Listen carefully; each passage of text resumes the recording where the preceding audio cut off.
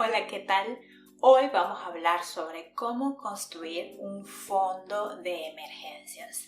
Y este tema es súper importante en la vida diaria y en las finanzas personales.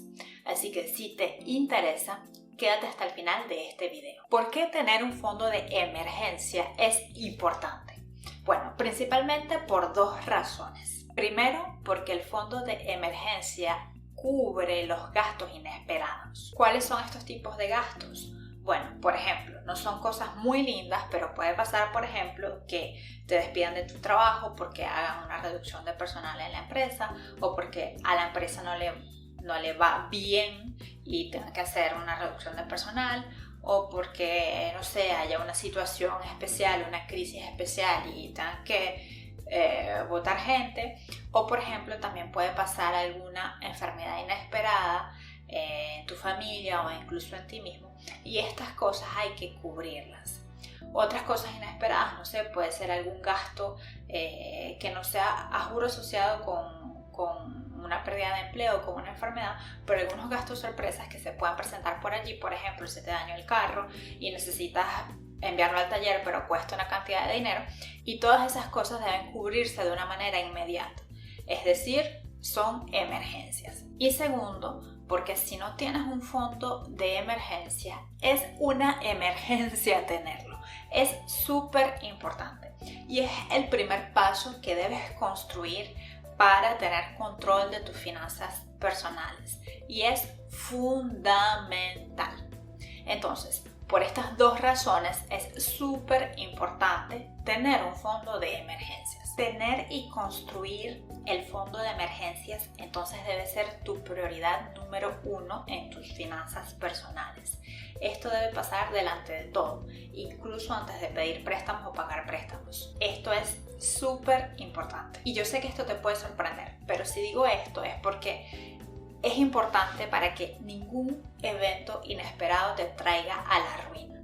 Si tú tienes este fondo de emergencia y te llega un evento inesperado, ya tú sabes cómo responder. Entonces, prioridad número uno, la construcción y el mantenimiento de este fondo de emergencias. Entonces, una vez que ya sabemos que es una prioridad y que es súper importante, la pregunta que debemos hacernos es: ¿cuánto debo tener? ¿Cuánto debemos tener en nuestro fondo de emergencias? De una manera general, debe tener entre 1 a 6 meses de todos tus gastos. Esto depende muchísimo de tu situación personal. Por ejemplo, en qué país vives, cómo es tu situación de familia, de cuántas personas estás a cargo tú financieramente y cuánto necesitas tú para tener una seguridad económica ante algún evento inesperado. Por ejemplo, suponte que tú vives en un país donde si pierdes el empleo tienes una garantía del Estado, del gobierno, a que vas a tener un sueldo con el que puedes vivir súper cómodo durante una cantidad de tiempo, durante al menos 6 meses. Bueno, entonces eso te puede ayudar y puede ser a tu favor respecto al fondo de emergencias. De hecho, en Francia es así. En Francia tienes una garantía del Estado que se llama el chômage y que te permite sobrevivir durante un cierto tiempo con un salario con el que puedes vivir. Pero aún así, incluso si vives en Francia e incluso si tienes esta situación, es súper importante tener un fondo de emergencias porque uno nunca sabe. Otro ejemplo, suponte que tú estás a cargo de, no sé, 3 personas, porque por ejemplo tienes 3 hijos. Entonces esos hijos también necesitan comer, también necesitan ir a la escuela, también involucran gastos. Entonces debes tomar en cuenta las personas de quienes tú te ocupes financieramente en ese fondo de emergencias. Entonces, por ejemplo, no es nada más tus gastos, pero son los gastos tuyos más estas 3 personas de quienes te ocupas. Entonces son 4 personas multiplicados por 6 meses, por ejemplo. O suponte que tú estás a cargo de tus padres, porque por ejemplo, yo hoy en día soy francesa y venezolana, y yo nací en Venezuela y crecí en Venezuela y luego me mudé a Francia, y sé que la situación en Venezuela es súper difícil. Muchos de los que tenemos familia allá nos encargamos también de ayudar como podemos a nuestras familias allá. Entonces suponte que si tú tienes también personas a cargo porque la situación de tu país es un poco especial y tienes que enviar dinero para alguna situación determinada, entonces ten esto también en cuenta en tu fondo de emergencias.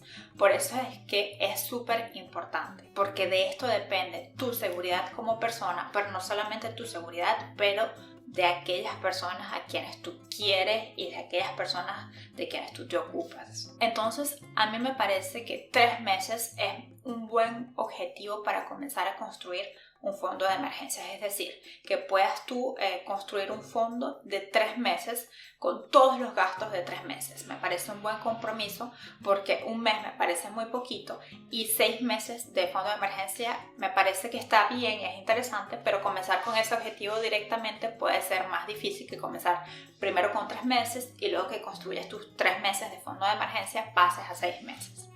Esto es fundamental y es súper importante.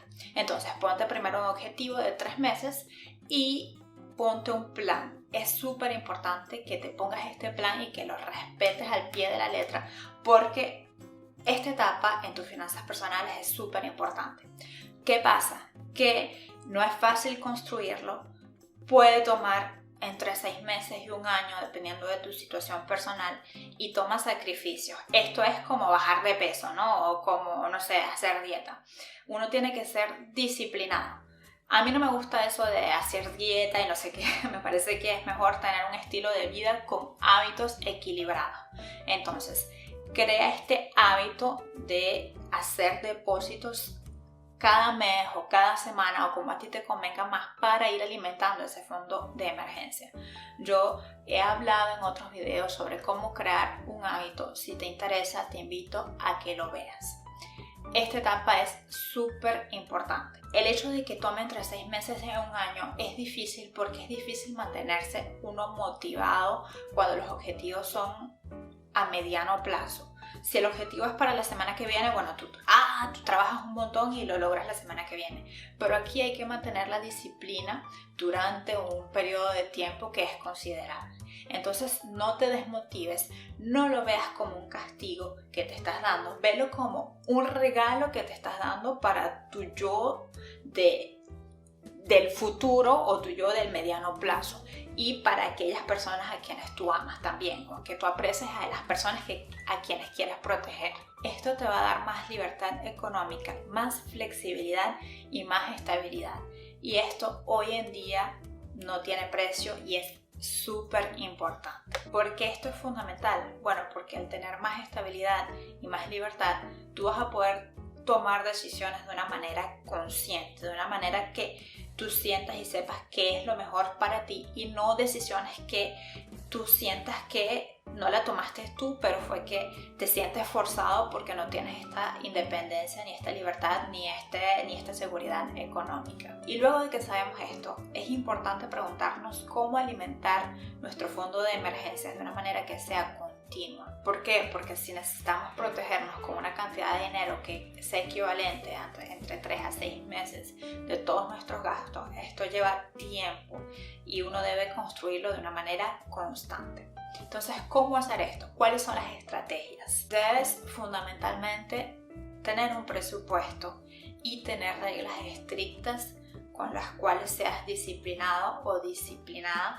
y que cada mes, cada semana, en función de cómo tú seas, capaz tú funcionas mejor con objetivos diarios o con objetivos semanales o con objetivos mensuales, pero que esos objetivos te vayan ayudando hacia este objetivo más grande de alimentar el fondo de emergencias. Como lo digo siempre, es importante que te pongas objetivos SMART, objetivos inteligentes, objetivos que sean realistas, porque si tú te dices, no, bueno, voy a ahorrar este mes el 60% de mi salario o el 70%, si no es realista porque no te está permitiendo pagar, por ejemplo, el lugar donde vives o pagar bien en comida o no sé, y estás viviendo algo que te estás poniendo un objetivo que no es nada equilibrado, entonces no vas a mantener ese objetivo en el tiempo y no vas a respetar ese objetivo. Es mejor ponerte objetivos que sean realistas, incluso si comienzas con poquito, a que te pongas un objetivo gigantesco y que te sientas luego frustrado o frustrada porque no realizaste ese objetivo. Entonces es mejor comenzar poquito a poco, que te pongas objetivos pequeñitos y luego te vas subiendo el nivel una vez que hayas llegado al primer objetivo. En vez de decirte voy a comenzar con el ahorrar con el 60% de mis ingresos, bueno, comienza diciendo que vas a ahorrar el 1%, luego el 2%, luego el 3%, luego el 10%, luego el 15%. Ve así hasta que tú sientas que ya más de allí no puedes seguir escalando, pero vas a mantener ese porcentaje, pero lo vas a mantener como un hábito. Entonces, esto es muy personal y esto depende de ti, de tu situación y de tus decisiones. Entonces, establece un presupuesto y date cuenta qué es lo que se adapta mejor para ti. Para eso debes saber cuáles son tus gastos mensuales, cuáles son tus gastos obligatorios. Por ejemplo, comida, es importante que comas, los gastos en tu hogar, en tu techo, para que vivas cómodamente, o sea que por lo menos puedas dormir en una cama, que no estés pasando así tampoco demasiado sacrificio. Esto depende de cada situación personal. Pero lo que quiero decir con esto es que aquí hay que establecer prioridades. Por ejemplo, si tú estás en el plan de que estás construyendo tu fondo de emergencia porque, bueno, primera vez no sabías y, bueno, nunca es tarde para hacerlo, o porque, por ejemplo, ya lo habías construido y tuviste una emergencia efectivamente y entonces tienes que construirlo de nuevo porque ya gastaste lo que habías construido, entonces haz de nuevo sacrificios. Por ejemplo, suponte que ya tú habías construido tu fondo de emergencia y que, bueno, estás allí chévere, seguro o segura, y bueno, y te relajaste, entonces estás dando más gusticos. Por ejemplo, estás yendo más a restaurantes o te diste ese viaje que querías hacerte, por ejemplo, pero de repente hubo un evento inesperado y tuviste que gastar esta cantidad del fondo de emergencias. Entonces allí debes reevaluar tu manera de consumir y hacer pequeños sacrificios hasta que tú vuelvas a alimentar ese fondo de emergencia. Por ejemplo, puedes ir menos a restaurantes, puedes hacer menos viajes de los que hacías antes o hacerlos más baratos, pero lo importante es saber y poner cosas realistas que se adapten a tus objetivos y a tu estilo de vida. En cuáles de esas cosas estás dispuesto o dispuesta a hacer sacrificios ahora. Y otra cosa, no te pongas todos los sacrificios al mismo tiempo. ¿Por qué? Porque suponte que, no sé, que a ti te encanta viajar, pero que también te encantan los restaurantes, pero si te lo cortas todo al mismo tiempo puede ser una manera muy abrupta que quizás no vas a respetar. Entonces ve haciendo cortes en áreas. Por ejemplo, dite a ti mismo que este mes o que esta semana vas a reducir el número de comidas que haces afuera. Por ejemplo, en vez de hacías 2 por semana, pero en vez de hacer 2, ahora vas a hacer una sola. Y la semana siguiente, en vez de hacer una, no haces ninguna. Y pasas así a una sola vez al mes, por ejemplo. Luego el mes siguiente, en vez de, no sé, de irte en tu carro, en tu automóvil al trabajo, entonces te vas a ir todo el mes en bicicleta o te vas a ir en el transporte público, por ejemplo. Ve alternando, porque si te cortas de una manera muy brusca tu estilo de vida, es como que tu cuerpo te va a decir, y tú mismo te vas a decir, ¿qué es esto? Haz cambios progresivamente que te vayan quitando poquito a poco esos hábitos de gasto para que puedas usar esto para ahorrar más. Otra posibilidad es tener más fuentes de ingreso. Y esto no digo con esto que te busques a otro trabajo de 8 horas al día, porque bueno, trabajar 16 horas al día depende mucho de cómo sea tu trabajo, en qué áreas tú trabajes, si eres freelance, depende mucho de tu situación personal.